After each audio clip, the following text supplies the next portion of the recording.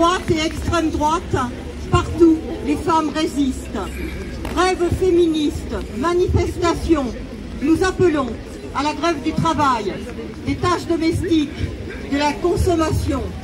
Nous manifestons parce que seules nos voix, nos cris, nos actions visibles pourront faire bouger la société et le pouvoir pour enfin obtenir l'égalité.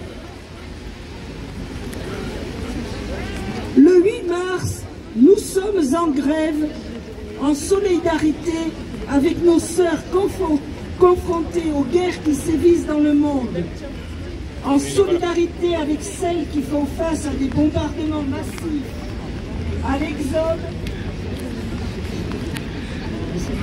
victimes de viols de guerre, peinent à nourrir leur famille et elles-mêmes, en solidarité avec toutes celles qui se défendent farouchement pour recouvrer leur liberté et leurs droits.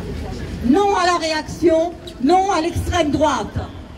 Les idées d'extrême droite qui prônent la haine de l'autre, le racisme, la misogynie, la LGBTQIA-phobie remportent des succès électoraux partout dans le monde, elles se banalisent. En France, le gouvernement et la droite en reprennent à leur compte. La loi immigration votée en décembre dernier en est un exemple. Même si un tiers des dispositions, comme celle instituant la préférence nationale, ont été invalidées par le Conseil constitutionnel, cette loi raciste s'attaque au droit d'asile et à tous et toutes les sans-papiers. Nous réclamons l'abrogation de la loi immigration et la régularisation de tous les sans-papiers.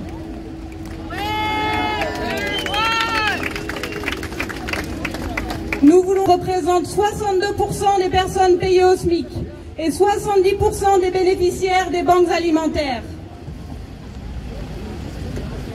Plus de 9 millions de personnes vivent sous le seuil de pauvreté. 300 000 personnes, dont 3 000 enfants, vivent dans la rue. Certaines en meurent. Nous demandons la hausse des salaires, la revalorisation des minima sociaux, la construction massive de logements sociaux. Du travail et des salaires décents. Les femmes, notamment les mères isolées, sont particulièrement impactées par la vie chère. Elles occupent des emplois mal rémunérés. Elles sont souvent percutées par la précarité et le temps partiel imposé et touchent un salaire en moyenne un quart inférieur à celui des hommes.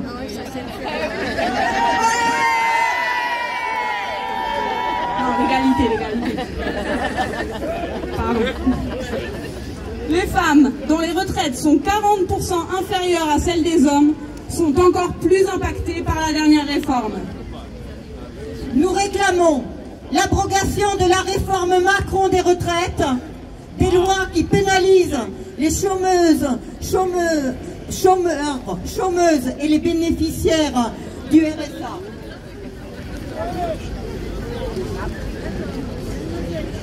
Nous réclamons la revalorisation des métiers féminisés, éducation, soins, nettoyage, l'égalité salariale, l'interdiction du temps partiel imposé, la transformation des CDD en CDI. Nous voulons la retraite à 60 ans avec 37,5 années d'annuité. Des services publics au service de nos besoins. L'idéologie libérale vise à casser et à privatiser les services publics. Hôpital, école, EHPAD, logement. Ce sont les femmes qui compensent cette carence auprès des enfants comme des plus âgés, des malades, au détriment de leur carrière, de leur autonomie financière, de leur santé. Elles assument la grande majorité des tâches domestiques et d'éducation des enfants. Elles portent une charge mentale, les obligeant à devoir constamment tout planifier. Nous voulons des services publics de qualité et réclamons la création de services publics de la petite enfance et de la perte d'autonomie. Nous voulons du temps pour vivre. un partage égal des tâches, une réduction du temps de travail pour toutes et tous. Notre corps nous appartient.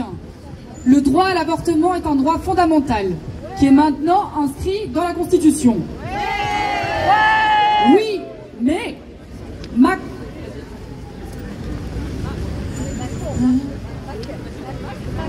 nous réclamons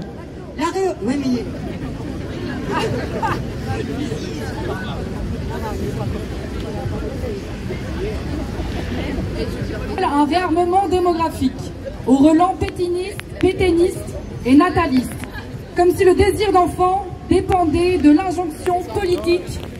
Il nous prépare un congé de naissance tout en pointant du doigt des parents défaillants.